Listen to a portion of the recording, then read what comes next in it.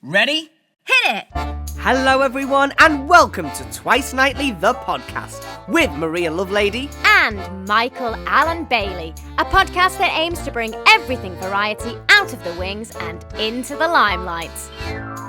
So what are we waiting for? Let's raise the curtain And start the show!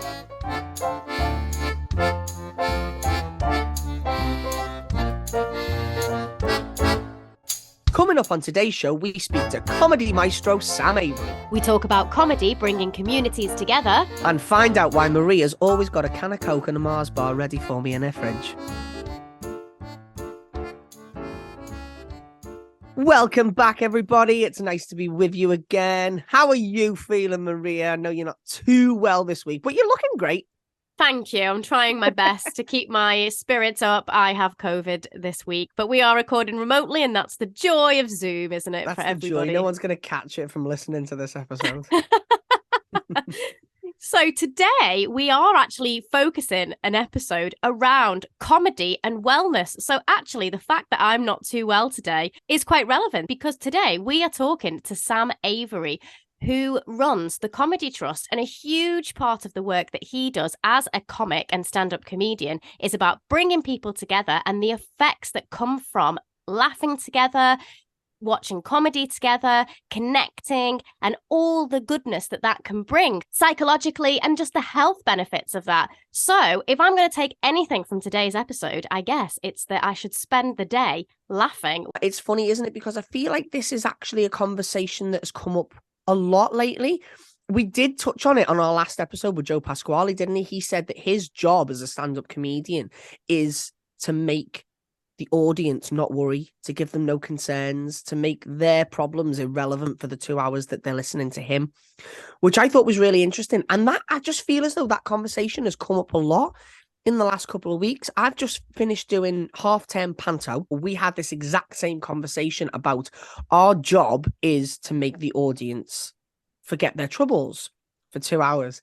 The thing about that, though, is when you're doing a schedule as intense as our schedule was, doing the show then becomes your trouble. And I didn't take any time after I'd done the show to kind of unwind. I went straight back into work, and I've been working solidly last week and I'm working solidly this week. And it's funny, isn't it? Because in doing that, in making the audience forget their problems, you then get really snowed under with work and stuff. And then you need that time to unwind yourself. So in a way, I probably shouldn't say this and jinx myself, but in a way, I'm actually really jealous that you're not well, because you've got an excuse now to kind of unwind and try and relax and try and sort of reset yourself. Whereas when we're not actually physically sick and when we are actually well and we think we can carry on and we think that we're super people, we don't do that, do we? We just plow on and we just assume that it'll be fine and there will be a day off eventually. And that's not great, is it? That's not a great way of looking at your life. And then all of a sudden it'll be 2035 and you'll have still never taken that day off. Absolutely. And you're just this kind of withered husk in the corner of the room. Well, of course, for you. And actually, I saw James Norton discussing this on Graham Norton. Yes. A few weeks ago. Yeah. You have the added pressure of having diabetes as well. So how do you handle that as a performer? Because in a sense, you are constantly ill. I love that. I might put that on, stop on that one, like medical forms and stuff. Any conditions, I'll just put constantly ill. Yeah, it's really interesting. Actually, it was lovely hearing James Norton talking about it, because I feel as though I'm type 1 diabetic, and I feel as though I don't hear about it enough from other type 1 diabetics, especially type 1 diabetics that are in the same job as me.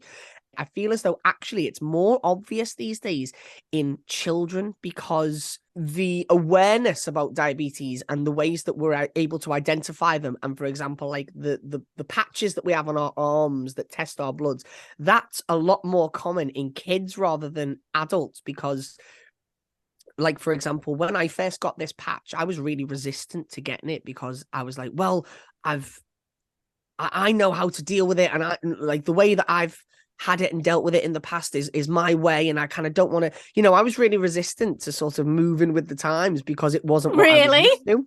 Really? Can you believe that of me? Says you that's never listened to a piece of music beyond 1998.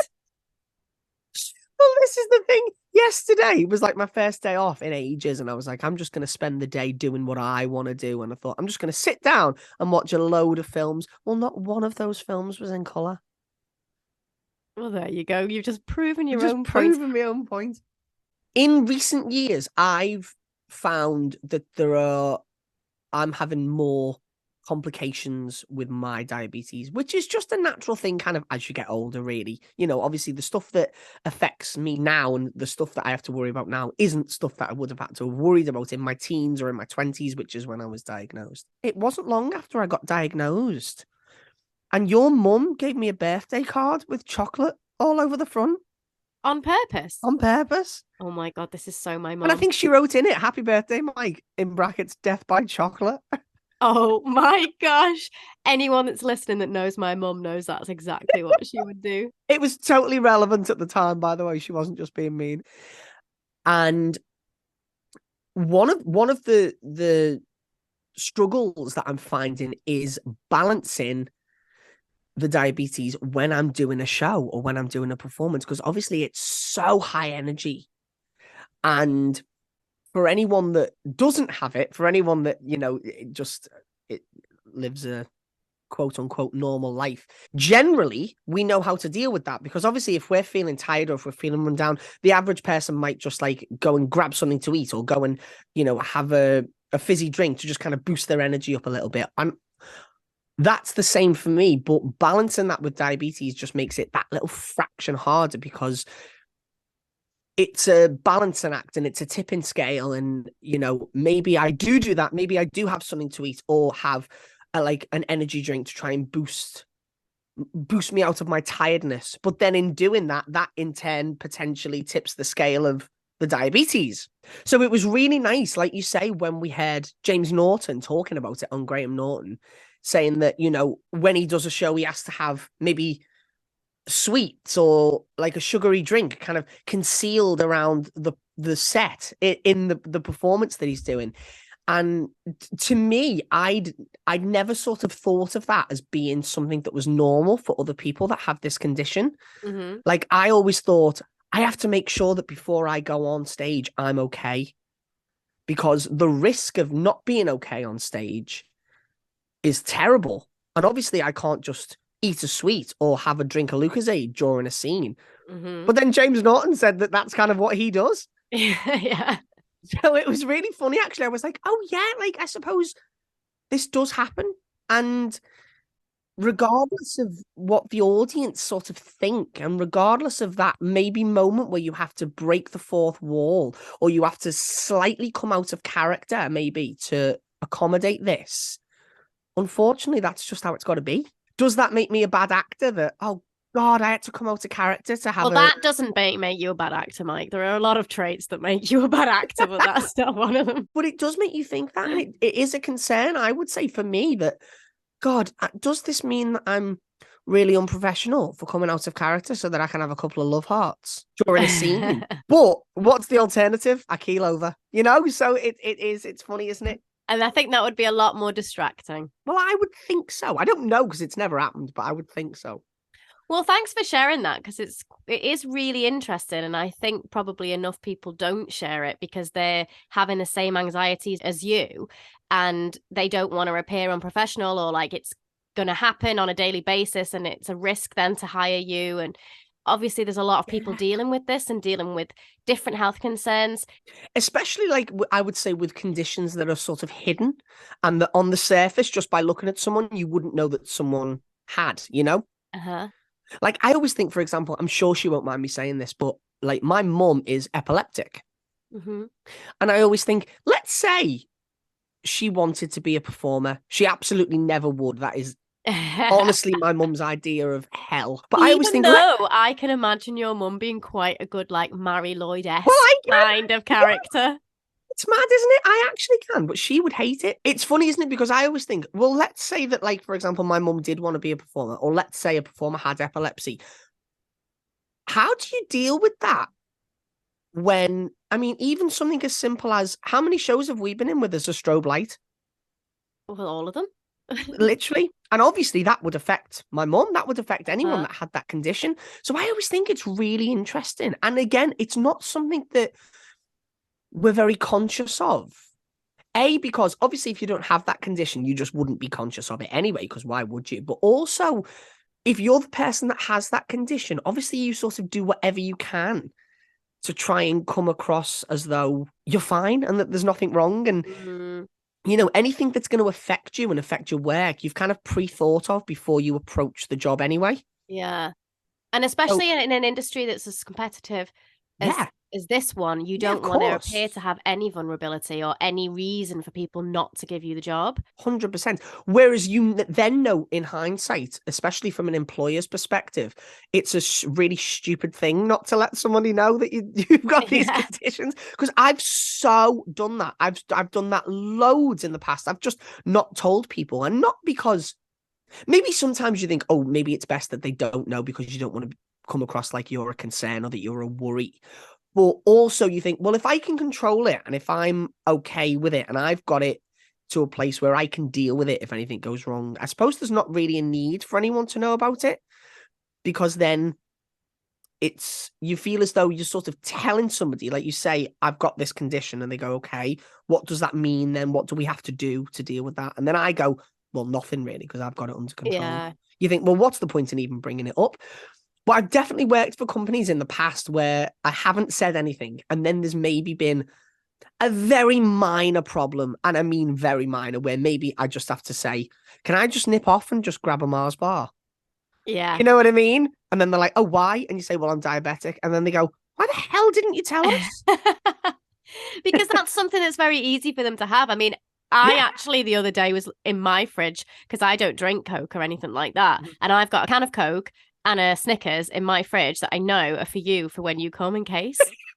In my fridge, like in a different city to you. The emergency Mars bar. There's always an emergency Mars bar scattered around. If you resonate with anything that we've just been talking about, we would love to hear from you. And we don't have to share your stories or anything like that, but unless you would like us to.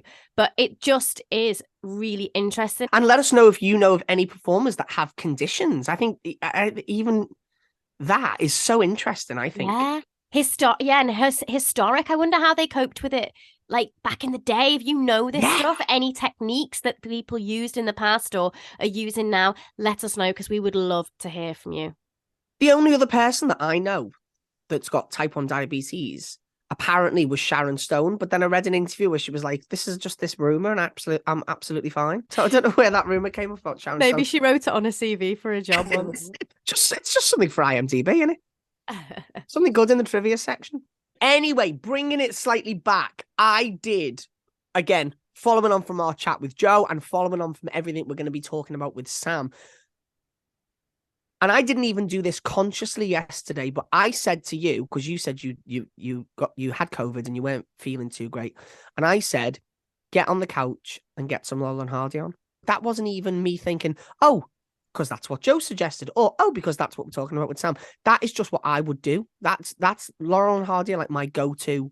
I'm not well, get on the couch under a duvet. I like watching things like Bridget Jones and things like that when I'm sick. Again, anything Richard Curtis. A Richard Curtis cozy world for me when I'm sick is just where I want to be. Let us know where you like to be. What do you like to watch when you are sick? What keeps you going? What uplifts your mood when you're feeling down? Hopefully you all reply saying the Twice Nightly podcast.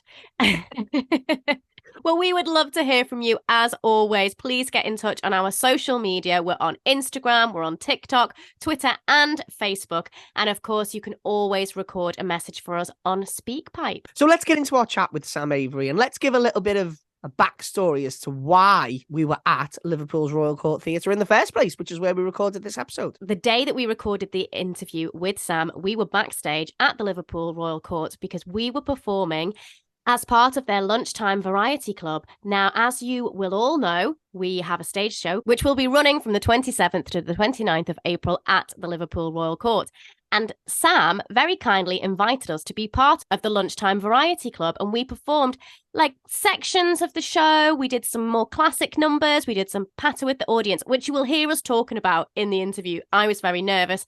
Mike was very cool. Yeah, we just didn't know what to expect, did we? And actually, funnily enough, it actually goes back to what Joe Pasquale was saying in his interview, which is you've got some performers like Spike Milligan that didn't have a clue what they were going to do and were just winging it. And some people like Bob Monkhouse who planned everything. So we were saying in that situation, I was Spike and you were Bob. Absolutely. I think we're always that in every situation. That's the only reason it works, is because we are literally each end of the spectrum. So we were there, we were backstage, we were a bag of nerves and full of adrenaline. And Sam very kindly sat down with us and talked about his 20-year stand-up career, which has covered so much, and you'll hear all about it in this podcast. So without further ado, here he is, Sam Avery. We are here at the Royal Court Theatre in Liverpool with the wonderful Sam Avery. It's lovely to be here with you. Nice to see you both. Thanks for having me on this podcast. Now, Sam founded and runs the Lunchtime Variety Club here at the Royal Court. So we've come here today to find everything out we can about it, and also we're performing as well. We got a cheeky performance out of it, didn't we? That's the best way to learn about something, isn't it? To throw yourself onto the bill and actually perform and feel what it's like. So, yeah, it's great to have you. Great to have you on the bill as well. Thank you. He hasn't seen us yet, listeners. So maybe next week he'll be tweeting something else. But for now, well, no, it's true, isn't it? It is true that is the best way to learn and that's the best way to go about it. So how did the Lunchtime Variety Club start, Sam? What was it that made you think that there was an audience for it? So, I've been a stand-up since 2003, so I've 20 years on the comedy circuit in the evening. I run a charity called the Comedy Trust, so we do a lot of health and wellbeing programmes around how humour and comedy and laughter can help people feel happier and healthier. So we've got an office in the Royal Court. We're a different organisation, but we're based in the Royal Court, so I'm very familiar, know all the staff, know the building. And I had this idea because the theatre gets used for all these great performances in the evening, but during the day, it's the main auditorium's empty. So I had this idea about could we put a variety show on for older people. And my initial idea was for older people who were isolated and didn't get out much, didn't get much, social time with other people. Maybe they've lost someone. They can come out, we can watch a show, and even if they're shy and nervous, the show is a focal point, and that was all it was meant to be to begin with. Wow. A focal point as a conversation starter. So in the interval, they could, mill around the room and say, oh, that was good, or oh, that was rubbish. It doesn't matter really. It's just as long as it's a starting point. Mm-hmm. What happened was slightly different, and we've ended up in a slightly different place because the first ever one, which was about 10, 11, 12 years ago, we put a bill together. We had Pauline Daniels, and we had the late great Mickey Finn, and I was the MC. And we didn't advertise it online. We just put a poster up in the lobby, and we sold 150 tickets in about, a couple of days. So we did this show. We didn't even do it on the main stage. We did it on a little plinth in front of the main stage. And ever since then, it's just sold out. Like within minutes, 600 people come to every single one. And that is how easy it was to get this going. Wow. Because the audience were desperate to come and see something. Mm-hmm. What's happened is it's not really the kind of isolated people who come along. I know there's a few of them, but generally we get massive groups of people who come to every one and really support it. So yeah, it's just kind of grown really from the beginning. That's amazing. And it's really traditional as well, isn't it? That goes back to like in the war times they would do lunchtime variety shows, and ballet companies used to do lunchtime ballets and operas, didn't they? So it is actually a really traditional thing, and something that that some of the audience might even have remembered, from being younger and stuff. Yeah, and it doesn't feel like a lunchtime when you're in there. Yeah. When the show's on, it feels like a Saturday night, which is kind of the vibe. And everyone comes out into the daylight and But the age of the audience is, it's funny because I've been doing it that long now. I am catching up to the age. Yeah. Because I'm 44 now. So when I started it, I was like, 32, something like that. So I felt like I'm way younger than this audience. And now I'm looking at them going, And give another 12 years, I'll be like, I'm the same age as them now. So. You'll be sat watching. Yeah, I'll be watching. See them eyeing up which seat you're going to be in. Putting a reserved sign on a seat for you. Comfy one. So you mentioned about comedy being something that you can use as a powerful tool, and you started the Variety Club out of a way of bringing people together in isolation. Why is that so important to you personally? I think it's just something that I've always been aware of myself, and I've always used, perhaps before I was aware of it, I probably used myself subconsciously I always use humour as a way of, I suppose, settling myself into situations and settling other people, and making, without even realising it, making everyone feel relaxed and comfortable. And I suppose as a comic, this is kind of like on the psychiatrist's chair moment for me, but it's like, why do I do comedy? Is it because I enjoy laughing? Yes, but is it because I also strive to bring people into the same moment? And I think that's what I've always done. And I don't really like conflict. I'm not a fan of disruption. I prefer it when everyone's, and that's what you get with comedy, when it's work and everyone's on the same page and in a lovely moment together. And I think so. I'm acutely aware of how it can help, not just make you feel in the short term, but over long term, it can really have beneficial effects on coping mechanisms and how we laugh about, resilience is a big thing with laughter. When you laugh about something, it's not that you're not taking it seriously. Sometimes you're taking it deadly seriously, but you're choosing to laugh to process that information. So it's a choice that we make, which is, it's kind of a positive choice rather than getting anxious or angry or shouting about stuff. You can actually turn something into something quite funny. And again, it's lovely, isn't it? Because obviously you've approached it from the perspective of being a stand-up comic, but that method applies to everyone, regardless of what you do. You don't have to be a performer or anything like that. It literally applies to everyone because humour is so important to everyone. Exactly, yeah. And with the Comedy Trust, we kind of steer away from the word comedy, or we certainly have in the last decade, because comedy, like you say, makes everyone think, have I got to do stand-up? Have I got to get up and perform? And tell a joke. We do courses where we teach people stand-up, and that's really powerful for them, for confidence and all of that sort of stuff, giving them a platform to kind of vent about things in a funny way, rather than getting angry or depressed about it. But humour and laughter is much more accessible because it's less about performance and it's more just about creating that atmosphere where everyone feels relaxed, everyone feels connected. These are like really positive words that we don't get enough of in a world where we're all quote unquote connected with our phones. Loneliness has never been more rife across the globe than it is right now, even though we're technically all connected to each other because we're all just glued to these devices, which are incredibly addictive, and I am totally an addict myself all the time. So it's just, how do we get people away from that and get them back into kind of human connection, eye contact, stuff like that is really important. I'm making sure I look you in the eye when I say eye contact. He did. We can confirm, everybody, that he did. In the mirror as well. So you were just talking about comedy, and obviously as a stand-up you will go across the country, and you were saying that comedy connects us, but does comedy change as you're travelling around the country? Because as we are so connected, we've got things like TikTok, and your videos are so brilliant on social media, and they kind of go across the world. We're united in that kind of humour, but there is this, we're in Liverpool, there's a really regional humour here. Do you have to change your act? Do you change what you do, like where you go? How does that work? I try not to change too much from who I am and what I do. Interestingly, when I do this Variety Club, I basically have to pull out a load of old jokes because they want to hear jokes about a situation that I wasn't involved in. I can't say, I can't start saying it, talking about the government, which is what I do a lot of the time in me stand-up stuff in the evening, or, trying to kind of talk about the issues in society. They don't want to hear that. They want to hear a joke about three men in a pub, or they want to hear a joke about a dog. And that's what they want, and that's great, and that's absolutely fine. So I don't really, apart from this gig where I do kind of try and fit into what the show requires, I try not to. I suppose for a comic to be successful, you've got to have like a persona and a kind of world view that you can. There's parameters in there that you can move depending on where you are and who you're playing to, but I don't think you should really be able to jump too far out of them, because then you're not really staying true to what you are.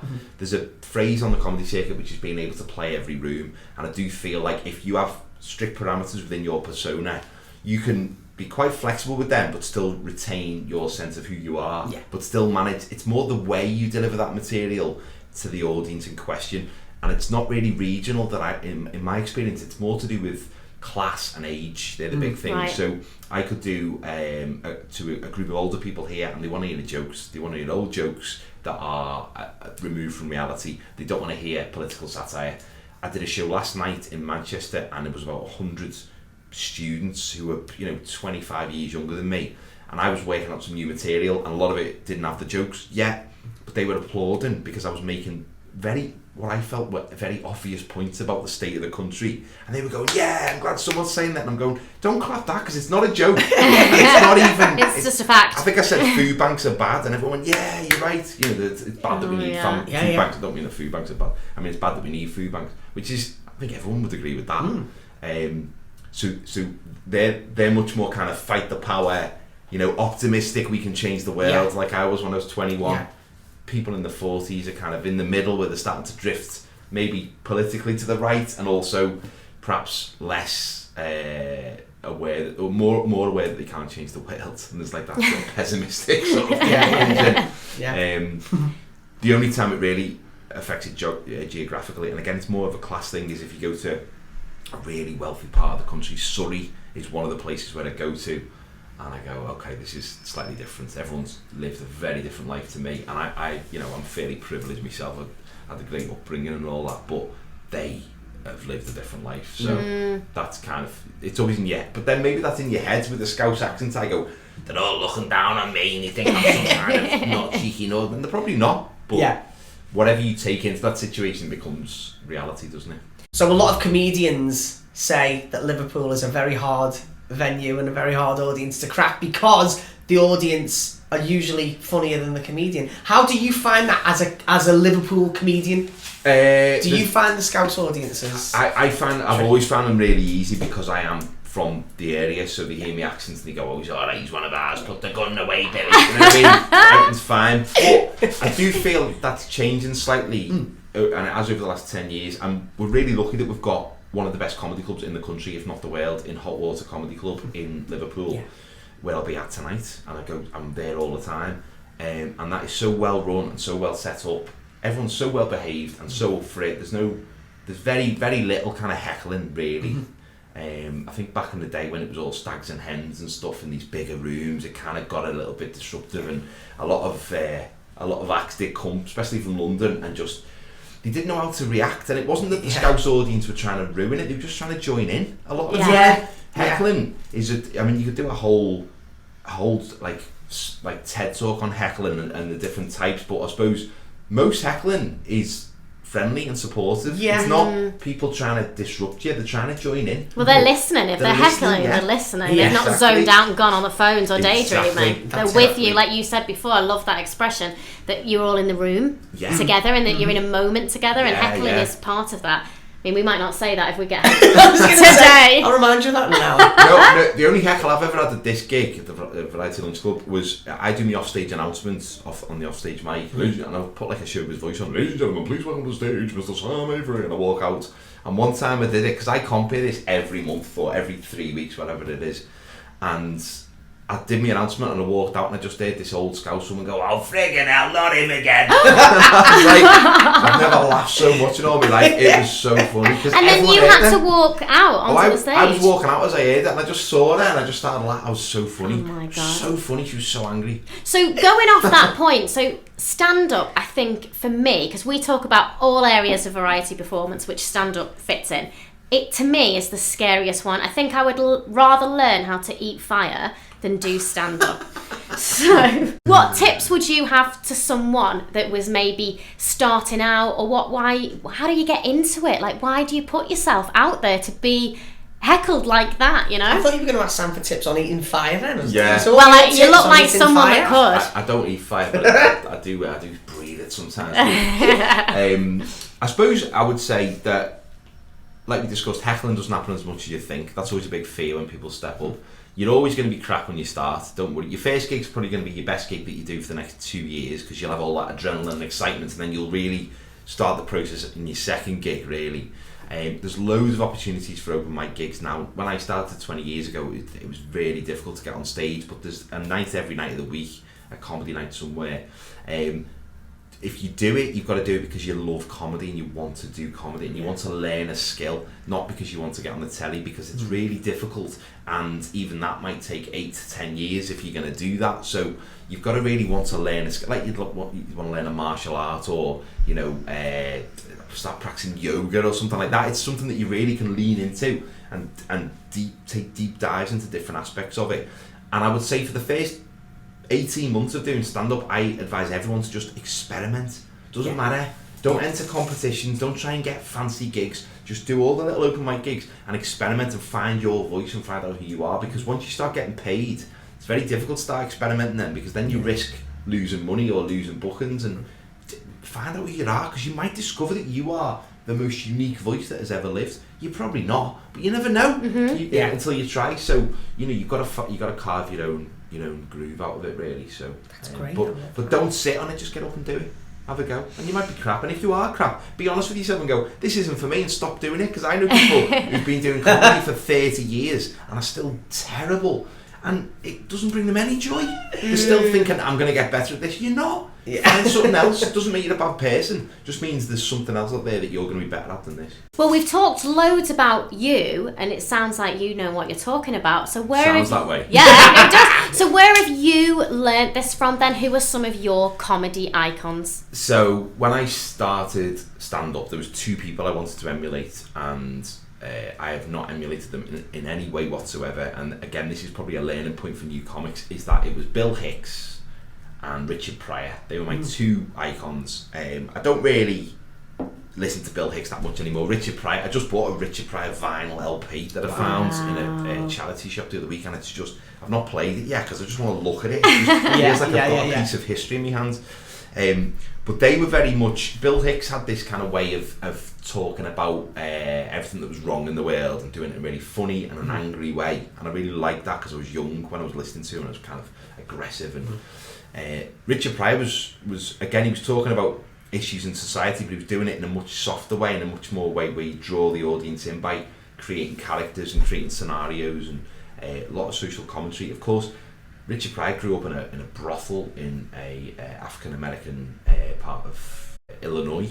I grew up in McGull, in my mum and dad's house. It wasn't a brothel. I still think it isn't, but I'm not sure. I've been there for a while. And so our lives were not together, but he took me into his world just by listening to his albums on my headphones when he used to sort of do me paper round. So and he swore a lot when I was a kid, so I kind of found that exciting as well. But I've never really emulated them that much. They were just my starting points, but I suppose what I learned from them is you can say all these things and you can attack all these institutions, but if you don't have the jokes, it's not comedy, it's just someone talking. Right, so you've got to have the jokes, and the jokes shouldn't take away from the message, they should amplify the message. So that's kind of always something I'm trying to think about. If you're trying to make a point, what's the joke? And if you're trying to make a joke, but what's the point? Those two need to go together. This is really putting you in the psychologist chair, because you were talking before about almost there being a framework that you know, as long as you stick to those boundaries that you've created, you'll be all right. How much then in normal life do you go out of those boundaries or think, oh, that's not, I've changed my view on that, but that won't fit my act? Yeah, that's a really good question. I suppose at all points you've got to stay true to yourself. I mean, this sounds way more grandiose than I planned. You've got to stay. I suppose you just got to stay genuine and authentic, because audiences can spot that and smell it a mile off. So it's got to be you, in the same way that you in a conversation would not be voicing views about stuff that you inherently disagree with. That's kind of what I try to do, to stick towards what are my beliefs, what do I actually think on this subject. Some comics take the opposite of what they believe and try and make that funny, because that's kind of it creates a tension in the room. But I prefer to just stay true to who I am and what I believe, and attach the comedy to that. When I started, certainly the first 5-10 years doing stand-up, there was stuff that I didn't believe in, but it got a laugh, so I'd say it anyway because it was funny. And if I went back and listened to me tapes from years ago, and it was tapes because it was a long time ago when I started, I'd probably be appalled at some of the things I said, because I was just desperate for the laughs. Right. Now I'm able to kind of try and, I don't know, retain a little bit of my own persona in there, and my sort of worldview, if I can. And do people think you're different when they meet you in real life to on stage? I'm not sure so now, because I've done stand-up for 20 years and very relaxed on stage, and the me you see on stage isn't that far removed from the me off stage. When I met my wife, would have been about 11 years ago, At the lunch club? No, but I met her downstairs, they're all called, in a comedy night there in the studio, and I was comparing, so I was very kind of cocky, and people were heckling, I was putting them down, and then we went on a date, and she said, "Oh, you were really polite. I thought you'd be really like, full of yourself and stuff." I was like, "Yeah, but I'm not going to be polite to a heckler." "Oh, thanks for your heckle. I'll be back. Yeah. I'll get back to you in 8 to 10 working days." It was very much like there's certain moments where a different part of your personality comes out, but I don't think it's that different. It's not. I'm not doing a character act on stage. It's very much it's me, but with certain dials turned up to 10, I suppose. So what about variety then, Sam? You put on the Variety Lunch Club. Who are some of the variety performers that you admire? Well, I loved when I first started doing gigs. My mum bought me the Comedians DVD from the 70s, and it was season 1. It was the best of season 1, I think, and it was just all these comedians. Frank Carson was the one that really stood out there because he had this.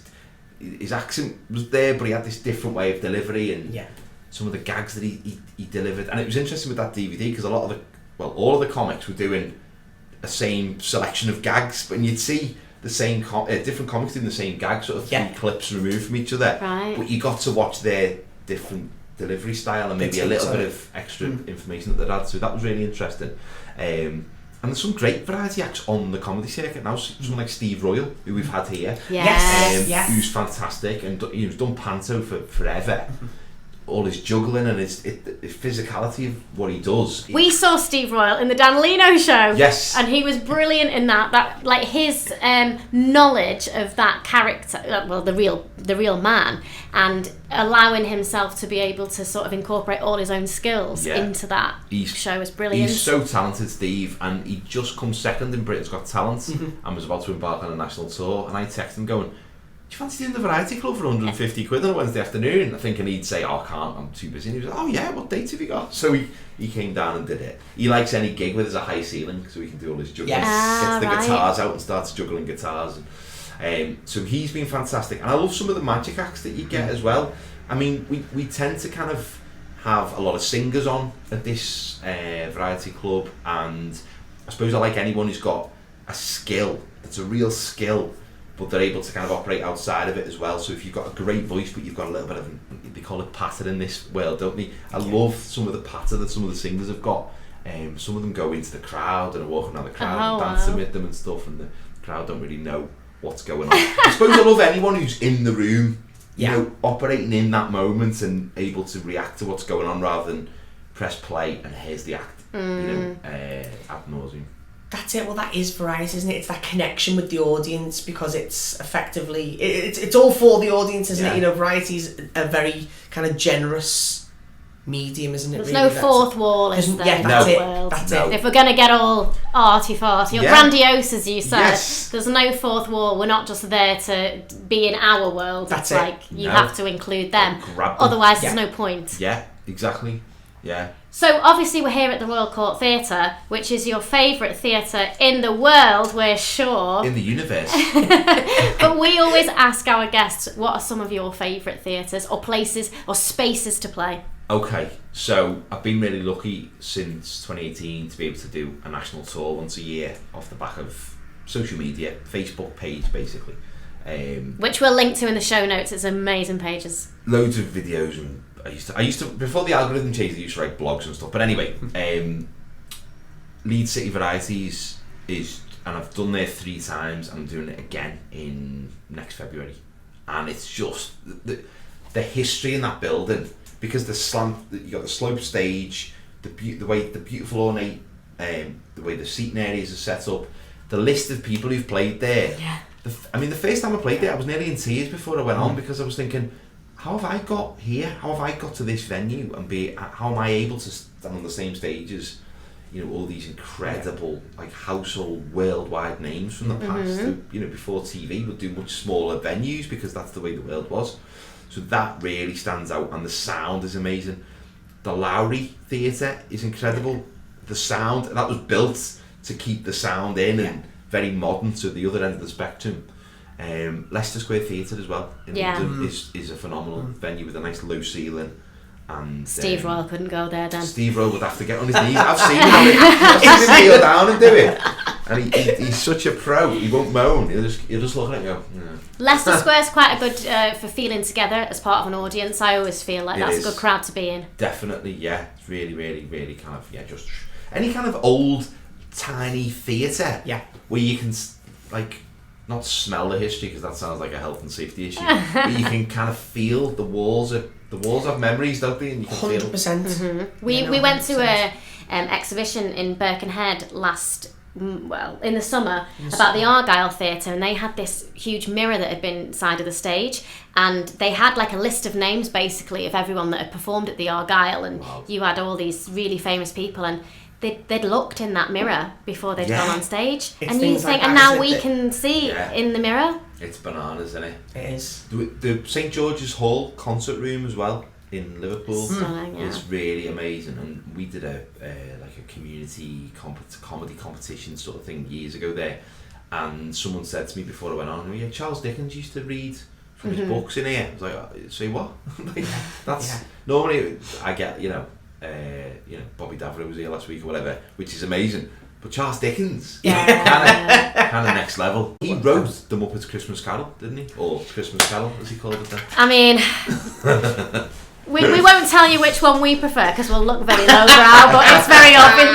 We actually spoke about Muppets Christmas Carol last episode on the podcast. I have to watch it every Christmas Eve, Sam. It's my Christmas Eve film. We went to the cinema to watch it this year. Took the kids. That was amazing. Took the kids. It's 65 quid I spent on snacks. Because it was Christmas, we were all getting hot dogs. Well, that's it. You think for something that you could have watched on Disney Plus, but who it is cares? But they added in the taken out scene of the song in the cinema. And it's one of the best bits. It doesn't work without it. It doesn't work without it. Oh my God, you are our soulmate. We literally have this conversation all the time. Every year. Nobody agrees with us, but we found you, Sam. Beautiful. Well, we always ask our guests as well, if you could wake up tomorrow and have any God-given talent, what variety performer would you be? Oh, do you know what? If it was a talent, it would be singing. I wish I could sing. Do you know what? I cannot sing, but the enthusiasm I bring to it is second to none. But can't you though, Sam? Can't you? Oh no, it's poor. Is it though? Is it really? Are you just very hard on yourself? It is. It's poor. I'm not going to launch into a song, but it's Danny boy. But I don't really. I'm not that familiar with great variety singers of yesteryear, so I couldn't give you a name. But I'd love to be one of those. We have a couple of operatic singers who come here, and just the way Asa Murphy comes here and sings, and one time the mic broke and the PA broke, and he did the main auditorium a cappella with no music, and there's 600 people, it's huge space, and he's just belting out, and it was magic. It really was. It was magic. So something like that I'd love to be able to just clip my fingers and do. Will you ever go on karaoke though? Oh, karaoke, yeah. But what's your karaoke song? Me and my wife like to do the Meatloaf and Cher song. Yes! Dead Ringer for Love. That's such a good one. Oh my, that's a challenging one. That's a hard one. Yeah, I just sweat like Meatloaf and got like 9 Stellas, and I'm just all over the place. And can your wife sing? Better than me, but still not. You just do it for the fun. Do it for the love. Well, we always ask some this or that questions, don't we, as well? So are you ready for that? Yes. Quick fire round of this or that questions. Yeah. Are you a press night partier or a stage door sneak out? Press night partier. I could have guessed that. Alexi Sale or Freddie Starr? Alexi Sale. Would you rather have mulled wine by the fire or Pimm's on the lawn? Mulled wine by the fire. I could be really cruel, couldn't I, and say Bill Hicks or Richard Pryor? Richard Pryor.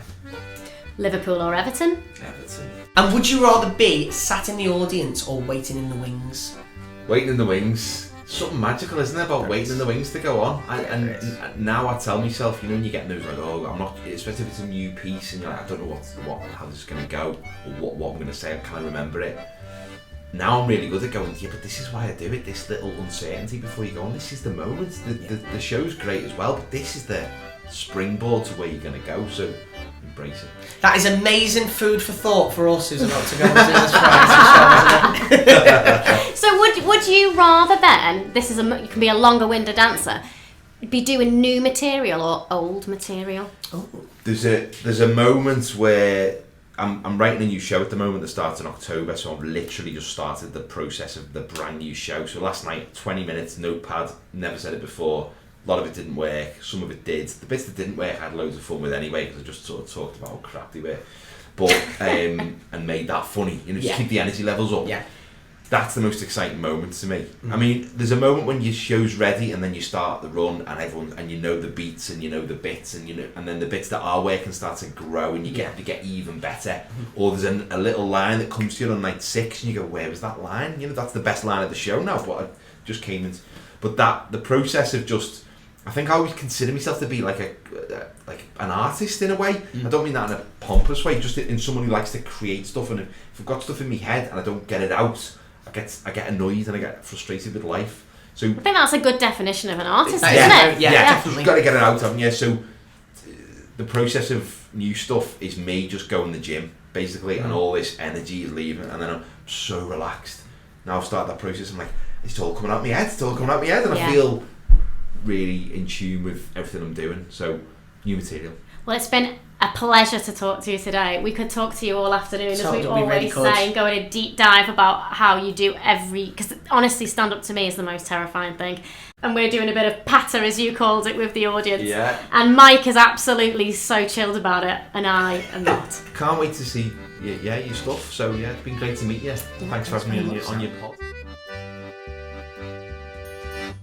Oh, it was an absolute pleasure talking to Sam. It was an absolute pleasure being backstage at the Royal Court, which is a venue that we absolutely love.